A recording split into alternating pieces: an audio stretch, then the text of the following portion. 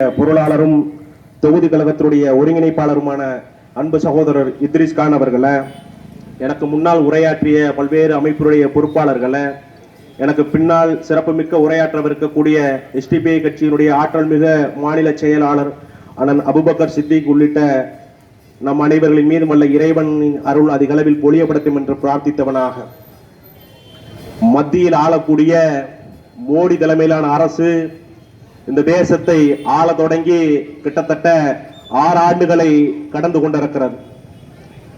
6 ஆண்டுகளும் தொடர்ச்சியாக நம்முடைய பிரதமர் சட்டங்களை எல்லாம் போட்டுக்கொண்டு தான் இருக்கிறார்.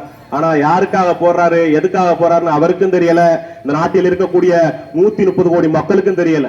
இதுதான் நிதர்சனமான உண்மை. அவர் போட்டிருக்கக்கூடிய சட்டம் ஏதாவது ஒண்ணு இந்த நாட்டில் இருக்கக்கூடிய மக்களுக்கு பயன்பெற்றிருக்கிறதா என்று கேட்டால், இந்த இடத்தில் நான் உறக்க சொல்வதற்கு கடமைப்பட்டிருக்கிறேன், ஒரு சட்டம் கூட மக்களுக்கு பயன்பெற்றதாக இல்லை.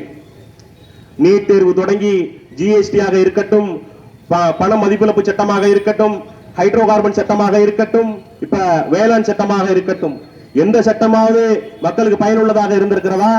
அப்படி என்று சொன்னால் மக்களுக்கு இது பயனுள்ளதாகத்தான் இருக்கிறது, இதனால் மக்கள் பயன்பெறுகிறார்கள் என்று சொன்னால், மாறாக மக்களுடைய மரணங்கள் ஏன் நடந்து கொண்டிருக்கிறது என்ற கேள்வியை இந்த இடத்துல வைப்பதற்கு கடமைப்பட்டிருக்கிறேன். அன்பான சகோதரர்களே, நீட் தேர்வு என்று சொன்னால் மாணவர்கள் மரணிக்கிறார்கள், ஹைட்ரோ கார்பன் திட்டம், வேளாண் திட்டம் என்று சொன்னால் விவசாயிகள் மரணிக்கிறார்கள், பொருளாதார மதிப்பிழப்பு சட்டம் பொழுது வணிகர்களும் எல்லாம் மரணிக்கிறாங்க. அப்படின்னு சொன்னா யாருக்கான அந்த சட்டம்? யாரை கேட்டு இந்த மத்திய அரசு சட்டத்தை ஏற்றி கொண்டிருக்கிறது?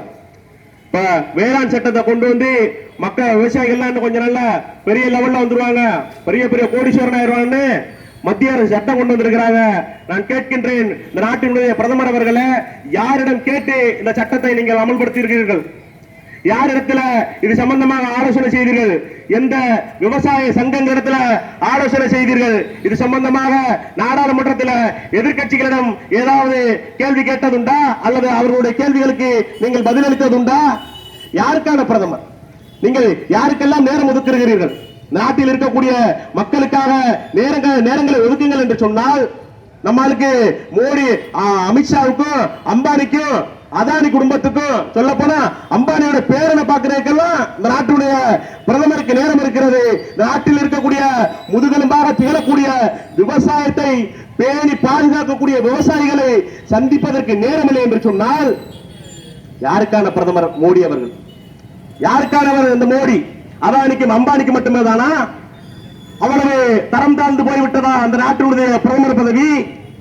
3 பேருக்காக மட்டும்தான் இந்த நாட்டினுடைய பிரதமர் நாற்காலி பயன்படுகிறது என்று சொன்னால், அதை மாற்றுவதற்கு இந்த நாட்டினுடைய மக்கள் தயாராக இருந்து கொண்டிருக்கிறார்கள். வரலாறு காணாத போராட்டம் டெல்லியில் நடைபெற்றுக் கொண்டிருக்கிறது. கிட்டத்தட்ட 1.5 கோடி மக்களுக்கு மேலாக 1 மாதத்தை கடந்து போராட்டத்தில் ஈடுபட்டுக் கொண்டிருக்கிறார்கள். ஆனால் உங்களுடைய கவனம் எங்க இருக்கிறது? இதுவரைக்கும் எந்த விவசாயிகளும் பேசி இருக்கிறீங்களா? அவங்களுடைய கோரிக்கைகளை கொஞ்சமாக செவிமடுத்திருக்கிறீங்களா? கிட்டத்தட்ட 30 பேருக்கு மேல செத்துட்டான், 30 பேருக்கு மேல செத்து போயிட்டாங்க. அவருடைய மரணத்தை நாங்கள் அந்த சாதாரண வந்துட்டான்னு சொல்ல, மத்திய அரசு குற்றம் சாட்டுறோம். இந்த மேடையில மத்திய அரசு தான் இந்த 30 பேருடைய மரணத்துக்கு காரணம் சொல்லி நாங்க குற்றம் சாட்டுறோம். யாருக்காக வேலை செய்யறீங்க? இந்த நாடு மக்களுக்கான நாடு தானே, ஜனநாயக நாடு தானே. பிறகு சர்வாதிகாரத்துடைய போக்கில் போய்கிட்டு இருக்கிறீங்க. இன்னைக்கு அந்த நேரத்துல போராட்டத்துல ஒரு சீக்கிய மதகுரு துப்பாக்கியால சுட்டு செத்து போறாங்க. அவரு சொல்லக்கூடிய கருத்து என்னவா இருக்குன்னு சொன்னா, இந்த நாட்டில் இருக்கக்கூடிய விவசாயிகள் போராடுறது நியாயமான போராட்டம், இவங்களுடைய போராட்டத்தை மத்திய அரசு செவிசாய்க்க மறுக்குது, இவங்களுடைய போராட்டத்தை தாங்கிக்க முடியல, ஜீரணிக்க முடியலன்னு சொல்லி துப்பாக்கியால சுட்டுக்கிட்டு செத்து போறான்னு சொன்னா, இந்த நாடு ஜனநாயக நாடு தானா என்ற கேள்வி எழுகிறது.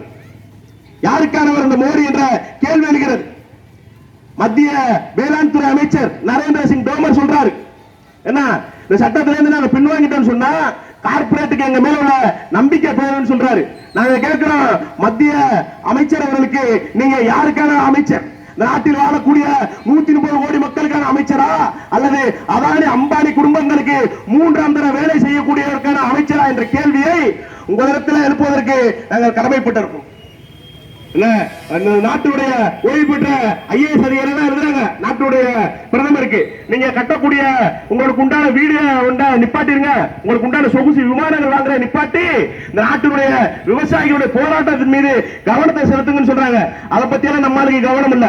எல்லா இடத்துக்கும் போவாரு, சினிமா நடிகர்கள்ட்ட பல்ல கழிச்சு பேசுவாரு, கண்ட இடத்துக்கெல்லாம் போவாரு. ஆனா இந்த நாட்டு அவரும் குறிப்பா பாத்துக்கணும், அவர் திங்கிற சோறையும் இந்த விவசாயி தான் விளைவிச்சான்றத மோடி அவர்கள் விளங்கிக்கிடணும். 4 பாதுகாப்பு போட்டிருக்காங்க டெல்லியில.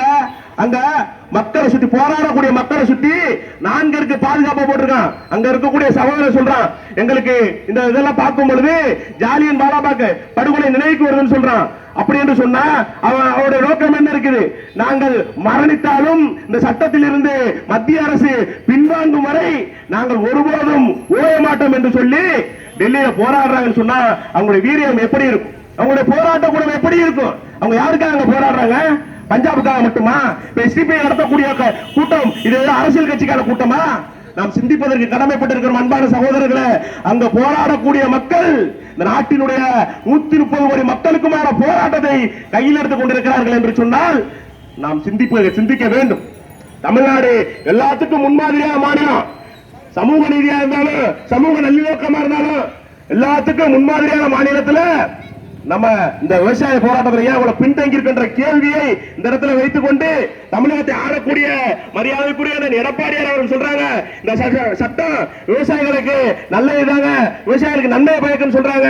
நான் இந்த இடத்துல ஒரே ஒரு கேள்வியை அந்த இடத்துல வைத்து என்னுடைய உரையை நிறைவு செய்கிறேன். நீங்க எல்லா இடத்துக்கும் போறீங்க, தேர்தல் பரப்புரை செய்றீங்க, இந்த சட்டத்தை பற்றி ஒரே ஒரு விளக்கம், இதனால விவசாயிகளுக்கு என்ன நன்மை என்பதை பட்டியலிடுவதற்கு அந்த எடப்பாடியார் தயாரா என்ற கேள்வியை இந்த இடத்துல முன்வைத்து வாய்ப்பளித்தமைக்கு நன்றி பாராட்டி விடைபெறுகிறேன். நன்றி.